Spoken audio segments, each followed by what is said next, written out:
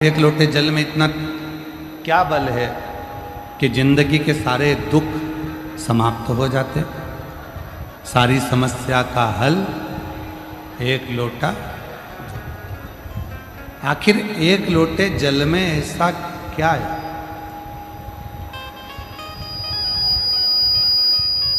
एक लोटे जल में ऐसी क्या प्रबलता है कि जिंदगी के सारे दुख, जिंदगी के सारे कष्ट, जिंदगी की सारी तकलीफें समाप्त हो जाती।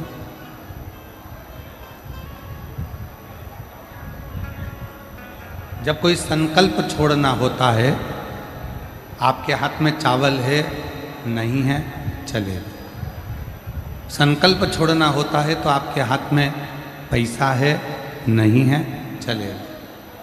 संकल्प छोड़ना होता है तो तुम्हारे हाथ में पुष्प है नहीं है चलेगा। संकल्प छोड़ने के लिए चावल ज़्यादा जरूरी नहीं है, संकल्प छोड़ने के लिए पुष्प ज़्यादा जरूरी नहीं है, संकल्प छोड़ने के लिए धन ज़्यादा जरूरी नहीं है, पर संकल्प छोड़ने के लिए, संकल्प लेने के लिए जल ज़्यादा जरूरी है। जब हम एक लोटा जल लेकर शिवजी के पास जाते हैं तो हम ये संकल्प कर कर जाते हैं कि मेरा भोले बाबा एक लोटे जल से तृप्त होकर मेरी जिंदगी के सारे दुखों को समाप्त कर दे।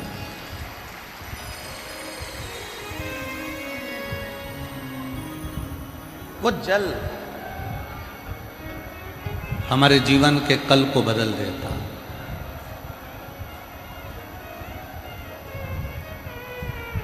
वो जल हमारे जीवन के सारे दुखों को समाप्त कर देता।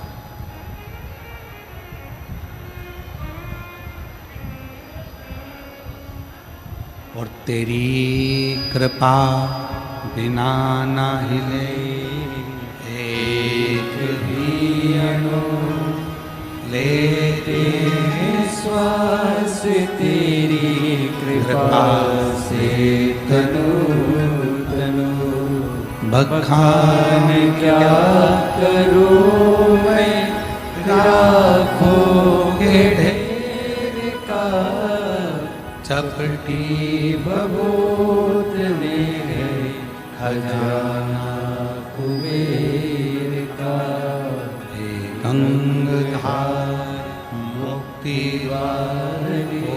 ओमकार तू भोले ओमकार तू आयो शरण तिहारी शंभु तार तार तू। एक जल में संकल्प की भावना होती। आप किसी को भोजन नहीं करा सकते, मत करो। आप किसी को करोड़ों का धन नहीं दे सकते, मत दीजिए। आप किसी को संपदा नहीं दे सकते, मत दीजिए। पर शिव पुराण कहती है, आप किसी को एक गिलास पानी अगर पिला देते हो तो वो पानी का कर्ज उसको अपने जीते जी चुकाना ही पड़ता है। तो जल के कर्ज को वो चुकाएगा।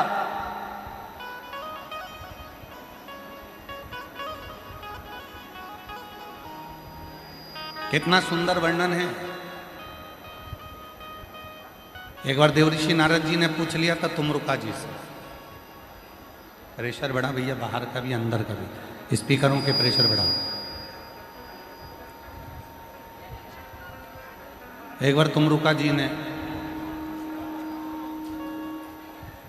देवऋषि नारद ने एक बार तुमरुका जी से पूछा, स्पीकरों के प्रेशर बढ़ाओ, स्पीकरों के।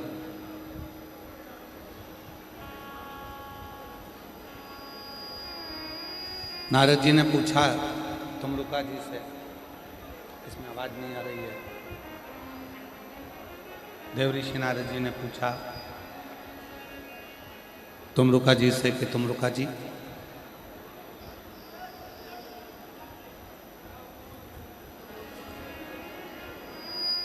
ये मानव का जो जन्म मिलता है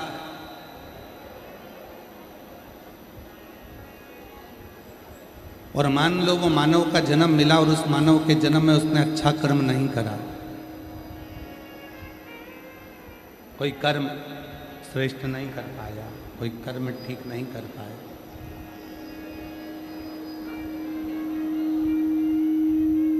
तो क्या फिर वो वापिस भ्रमण कर कर मानव की ही देह में आ जाता है?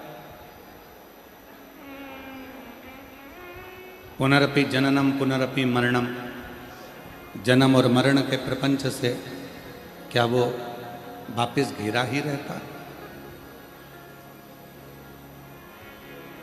आप सबको मालूम है अभी अधिक मास चल रहा है। कौन सा महीना चल रहा है? जम के बोलो, जम के। अधिक मास, पुरुषोत्तम मास।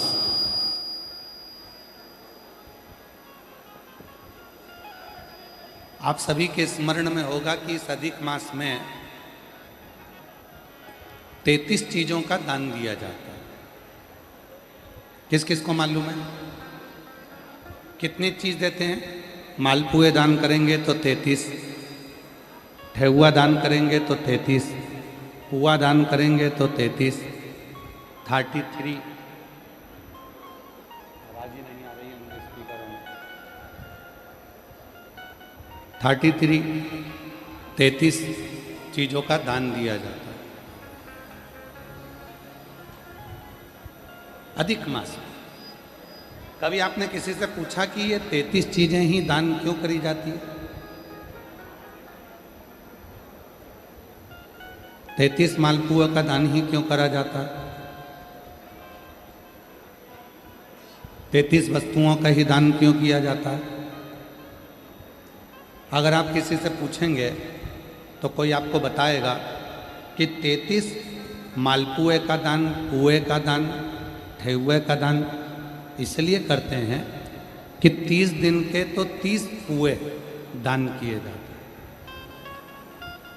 31वें नंबर का जो पुआ दान करते हैं, मालपुआ दान करते हैं, अनरसा दान करते हैं, ठेहुआ दान करते हैं, बतासा दान करते हैं, यदि हमने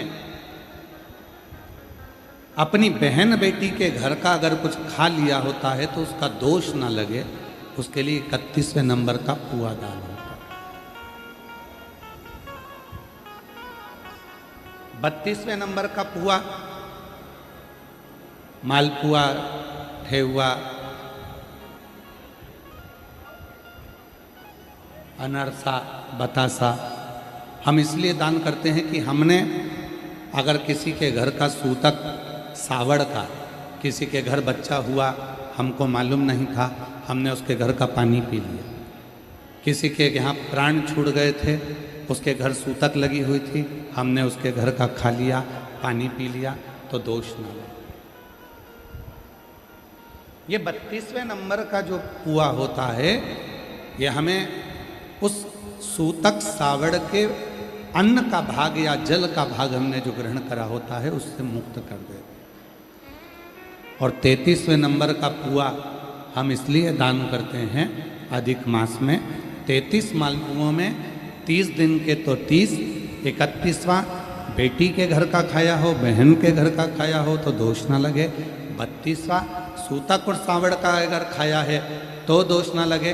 और 33वां पुआ इसलिए दान किया जाता है कि हमने किसी ब्राह्मण के घर का, किसी गुरु के घर का यदि कुछ पाया है तो उसका दोष ना लगे, इसलिए 33 पुओं का और 33 मालपुओं का दान किया। 33 पुओं का दान। शिव तत्व कहता है, भगवान शंकर की परम पवित्र कथा कहती है, शिव पुराण कहती है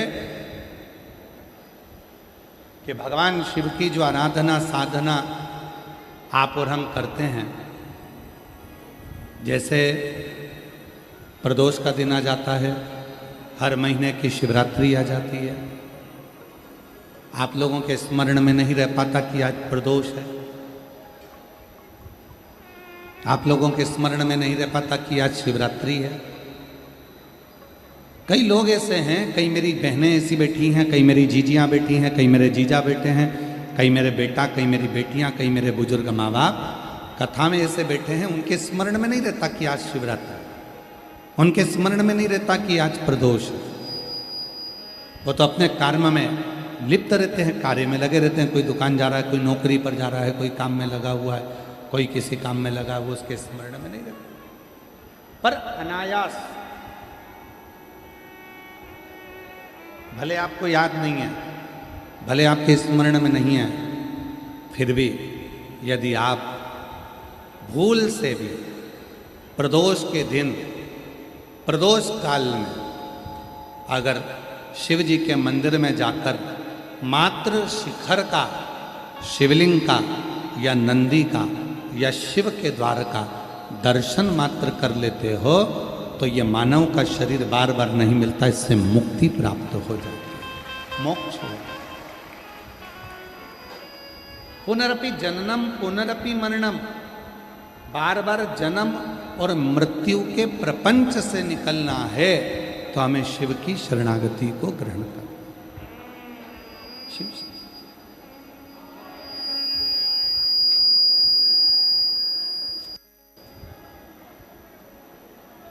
और देख लिया संसार हमने, देख लिया सब मतलब के यार हमने देख लिया। झूठे नाते झूठे रिश्ते, झूठे नाते झूठे रिश्ते, अरे झूठा है संसार हमने देख लिया। सब मतलब के यार हमने देख लिया।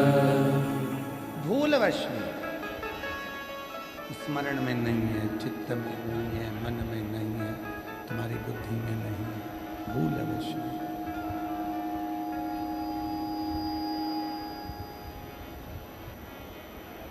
यदि प्रदोष का दिन पड़ गया, यदि शिवरात्रि का दिन पड़ गया, भूलवश में। एक सुंदर सी कथा आती है।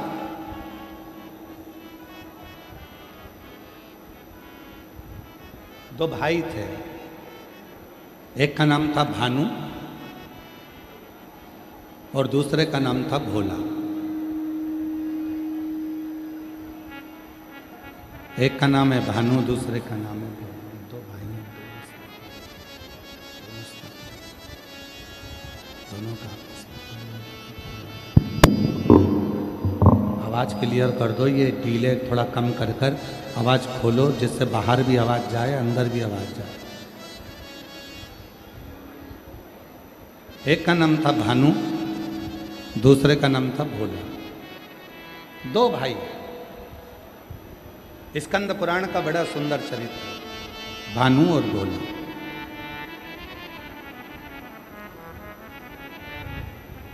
दोनों का नियम था, भगवान शिव के दर्शन को करना, भगवान शंकर की शरणागति को ग्रहण करना, शिव मंदिर में जाना, भगवान शंकर को एक लोटा जल समर्पित करना, शिव जी को चढ़ाना, भगवान शिव जी को एक लोटा जल समर्पित करना, एक लोटा जल चढ़ाना और शिव मंदिर के शिखर का दर्शन करना। दोनों का नियम।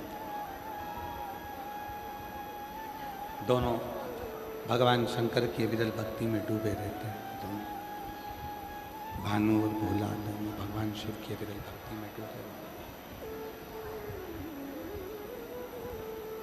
शिव भक्ति में दोनों रमे हुए हैं, भगवान शंकर की विरल भक्ति में दोनों रमे हुए हैं। एक दिन शिव पुराण की कथा कहती है कि भानु को पर गांव जाना पड़ा। भोला गांव में रह गया, भानु चला गया। धीरे धीरे भानु अपने मित्रों के चक्कर में फंस गया और संगति गलत कर बैठा।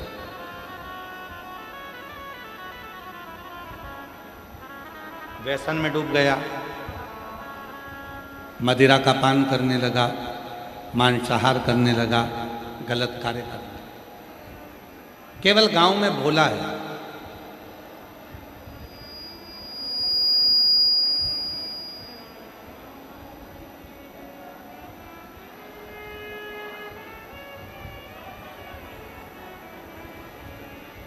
गांव में केवल भोला है, केवल। भानु चले गया, गलत संगत में डूब गया, गलत विचारों में डूब गया, गलत चीजों में डूब गया। भोला जो गांव में निवास करता है वो अपनी शरणागति शिव की धारण करा, शिव मंदिर में रोज जाता है, रोज भगवान शंकर की साधना करता है, रोज शिव की आराधना करता है, शिव उपासना करता है। भानु के पास में वैभव बढ़ता गया, धन बढ़ता गया। और शिव महापुराण की कथा कहती है धन बढ़ाने के तरीके दुनिया के लोग आपको बहुत सिखाएंगे, पर उम्र बढ़ाने का तरीका कोई नहीं सिखाएगा। उम्र बढ़ाने का तो केवल एक तरीका है, एक लोटा जल और सारी समस्या का।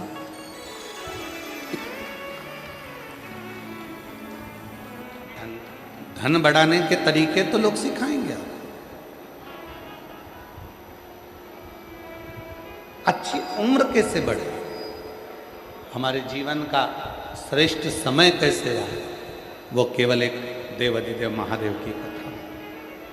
भानु चला गया शहर में, गलत मित्रों की दोस्ती, गलत लोगों का संग पकड़कर पूर्ण तरह से बर्बाद हो गया। धन तो आया, वैभव तो आया।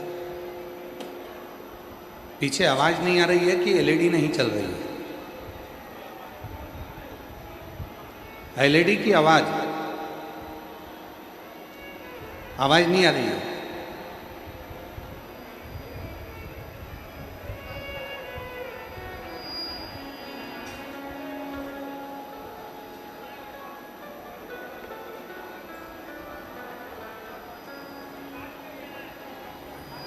भानु गलत व्यसन में डूबकर, गलत मित्रों का संग पकड़कर, गलत लोगों का संग पकड़कर अपनी जिंदगी को बर्बाद कर लिया। धन की कमी नहीं रहती, संपदा की कोई कमी नहीं है, वैभव की कोई कमी नहीं है, धन की कोई कमी नहीं। कमी है तो केवल एक संस्कार की कमी। शिव महापुराण की कथा कहती है, भगवान शंकर का चरित्र कहता है, शिव तत्व कहता है, भगवान शंकर की कथा कहती है कि कई लोग कुत्ता पालते हैं, पालो मना नहीं, पर वही कुत्ता अगर तुम्हें काटने लगे तो वो कुत्ता श्रेष्ठ होगा? जम के तो बोलो जरा। कुत्ता है तुम्हारे घर में, डॉग है तुम्हारे घर में, कुत्ता पालो मना नहीं, पर वही कुत्ता जब तुम्हें काटने लगे, वही कुत्ता तुम्हें काटे तो वो श्रेष्ठता नहीं है, वो श्रेष्ठता नहीं है। कुत्ते को रोटी तो कुत्ते को पानी खिलाओ, कुत्ते को सामान दो तो कुत्ता काटे, वो श्रेष्ठ नहीं।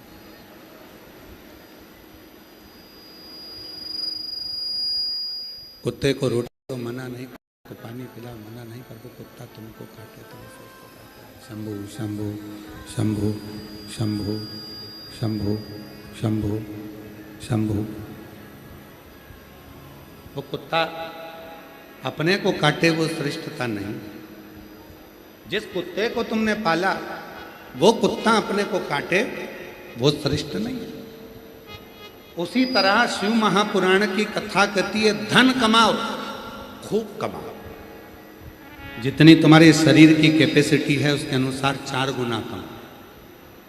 व्यापार करो 4 गुना करो, नौकरी करो 4 गुना करो, धन कमाओ, खूब कमाओ, मना नहीं है, पैसा कमाओ, खूब कमाओ, पर याद रखना वो पैसा किसी काम का नहीं है जो पैसा तुमको दारू की दुकान पर ले जाए, मदिरा की दुकान पर ले जाए, व्यसन में डुबाए, जुए में डुबाए, वैश्यावृत्ति में डुबाए, गलत काम में डुबाए, वो पैसा काम का नहीं।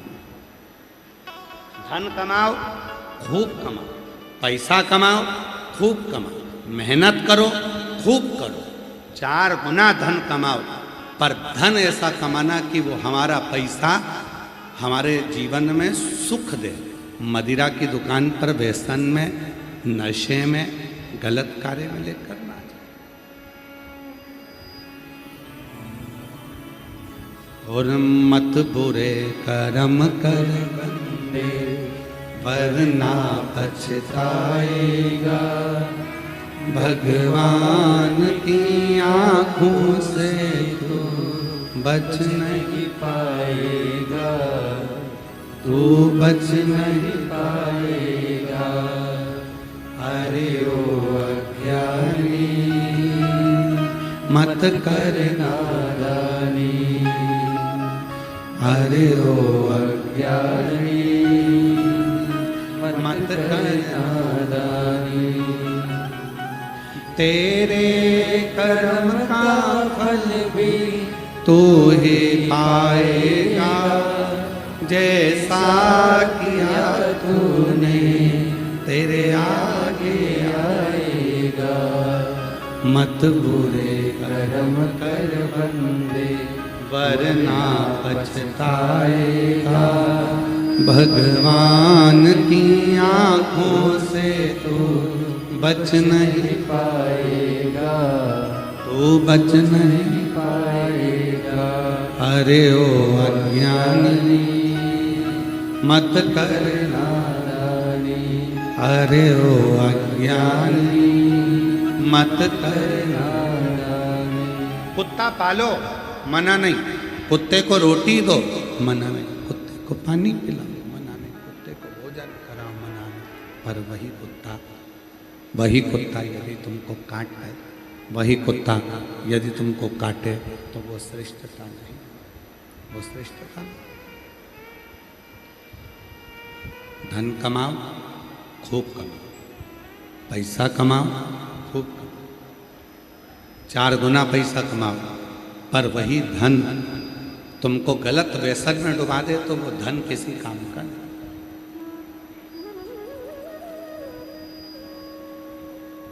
दुनिया के आधे से ज्यादा हॉस्पिटल तो 15 दिन में खाली हो जाए, और तुम खाली कर दो 15 दिन। कैसे?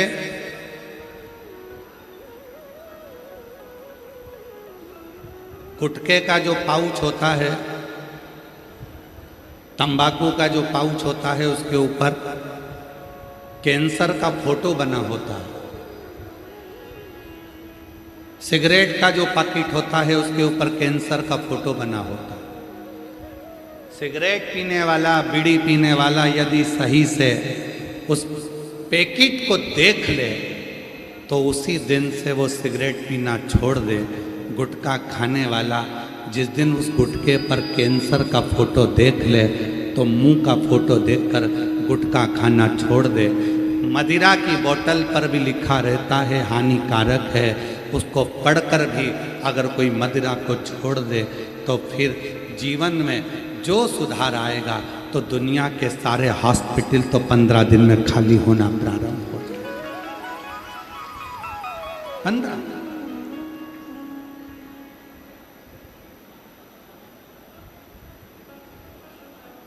दुनिया के सारे हॉस्पिटल तो 15 दिन में खाली होना प्रारंभ हो जाए। हम देखते नहीं। गुटखा लिया, मला, खाया, छोड़। और कई तो इतने चतुर बैठे हैं कथा में कि महाराज जी का इंतजार करते हैं। जेब में से निकाल लेंगे, मल लेंगे, महाराज जी जैसे ही भजन गाएंगे तो फटकी दे लेंगे, और जैसे ही महाराज जी बोलेंगे हारा हा, उतनी देर में तो गया अंदर। उतनी देर में तो गया। और इतने चतुर हैं, अब मुंह में भर गए बहुत सारी राल, बोल सकते नहीं, क्या करें? तो आजू बाजू देखें,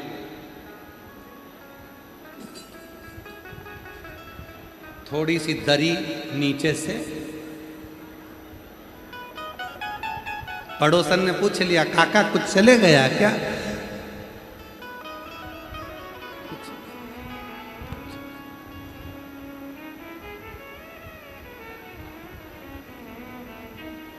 शिव कथा कह रहे,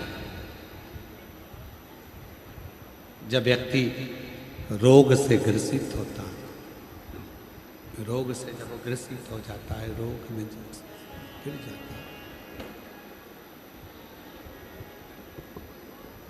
और रोग से ग्रसित व्यक्ति बाद में जब पूरा शरीर खराब हो जाता है तब विचार करता है कि अब मुझे भाई बढ़ा दे।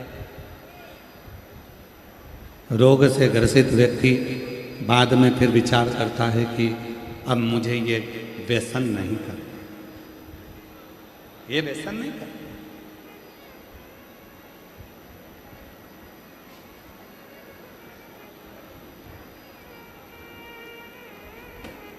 कितने लोग बैठे हैं जो अपनी मोटरसाइकिल में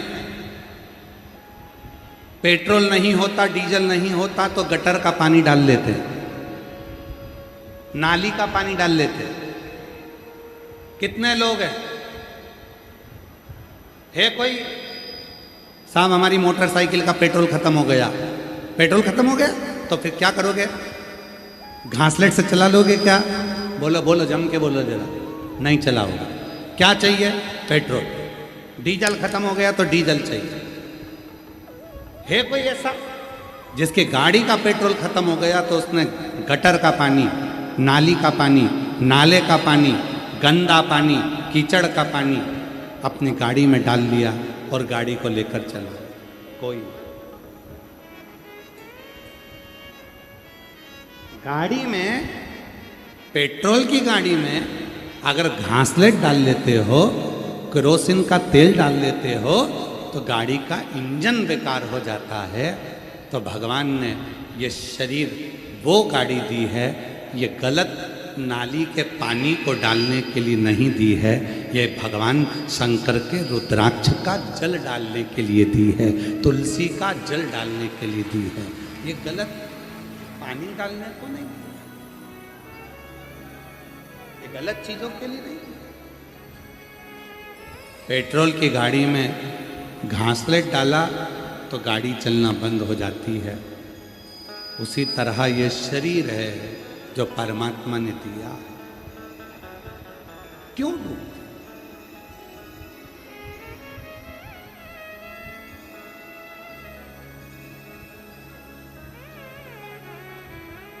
गाड़ी चलाओ तो सीट बेल्ट बांध के रखो, गाड़ी चलाओ तो हेलमेट लगा कर रखो। पुलिस वाले गाड़ी को रोकते हैं तो आप चिढ़ते हैं,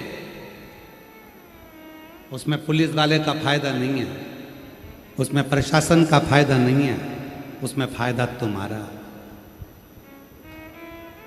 एक्सीडेंट हुआ, हेलमेट था, बच गए। सीट बेल्ट बांधे थे, बच गए। इसमें फायदा प्रशासन का नहीं है, इसमें फायदा पुलिस का नहीं है।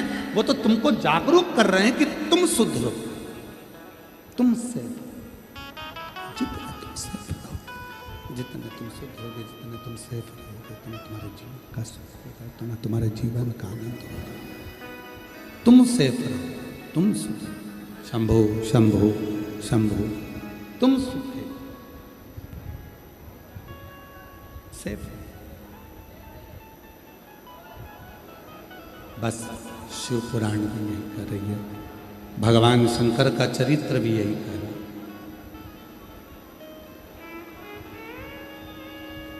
जैसे पुलिस वाले कहते हैं कि हेलमेट लगाओ, सीट बेल्ट बांधो, शिव पुराण की कथा भी कहती है कि अपनी जिंदगी में अगर दुखों को मिटाना है, सारी तकलीफों को समाप्त करना है तो एक लोटा जल महादेव को चढ़ाना प्रारंभ कर दो, जिंदगी के सारे दुख निकलना। साथ एक पत्र है, अच्छा है।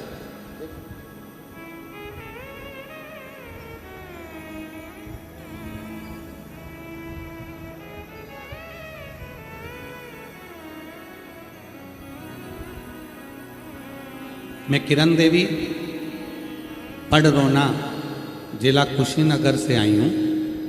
मेरा मोबाइल नंबर ये है, कहीं बैठी हों तो हाथ हिला सकती हैं।